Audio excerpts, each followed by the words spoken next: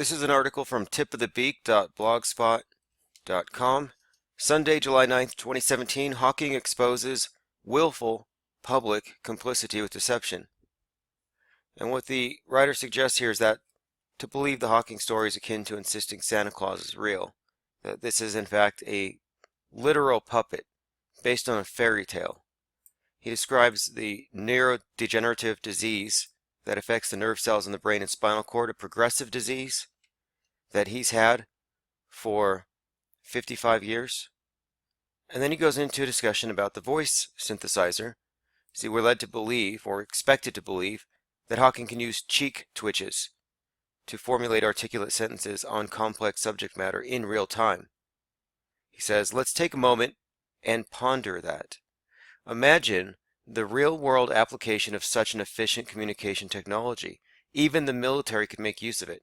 Imagine being able to cheek twitch communications during covert operations. It would allow for radio silence without losing the ability to instantly communicate. Whenever we're presented with something like this, with dozens of possible applications and high profit potential, but you never see it broadly implemented or leveraged, that should be a red flag. So he cites a Wired article from 2015 that covers the timeline of Hawking's voice, how Intel gave Stephen Hawking a voice. It's worth noting that the entire thing plays like a commercial, like a marketing or publicity. Every time Hawking in his wheelchair rolled out, the Intel logo is in front and center. I found this section of the article quite telling. Before the Intel project, Hawking had tested EEG caps that could read brainwaves and potentially transmit commands to the computer, but somehow they couldn't get a strong enough brain signal.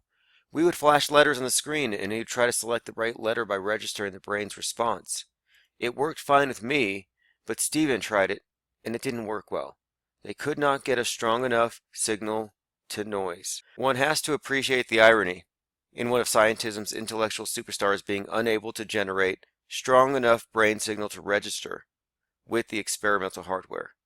We can assume the truth is in plain sight. Conclusion: the point of the essay is not to convince anyone that Stephen Hawking is a hoax or a fraud. The point of the essay is pointing out that everyone already knows he's a hoax and a fraud. It's just a question of whether or not they can admit it.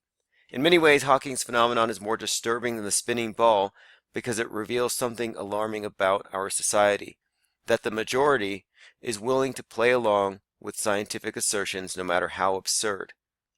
The heliocentric model is relentlessly pushed on society from infancy through education our entire lives, and people are convinced of the spinning ball because of this, so it should not be surprising, just given the intensity of the indoctrination. But Hawking, a human being with ALS who has lived beyond his expected 50 years, a human being who can eloquently communicate via cheek twitches in real time, a human being who claims to know the beginning of everything because he worked out some math equations and thought about it real hard.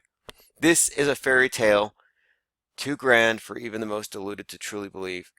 It is my opinion that scientism has established such a strong stranglehold on the hearts and minds of the masses that they've gone past the point of no return. Society as a whole is greatly invested, emotionally and economically, in the scientism narrative. No one believes Hawking is real, not really, but the hoax is allowed to continue. The Hawking puppet show is allowed to roll on year after year, decade after decade, and nobody in a position to call it out steps forward, because to call it out would be to call out everything associated with it. If Hawking's is a fraud, then the entire spectrum of astrophysics, theoretical mathematics, string theory, all of it becomes dubious at best. And this makes people afraid, even if the fear is subconscious. So people sit and they listen and clap at the appropriate times, laugh at the sad attempts at humor sprinkled amidst the religious dogma. Audiences show up, and they help maintain the Hawking fraud because the alternative is too difficult to consider. Hawking is dead, long live Hawking.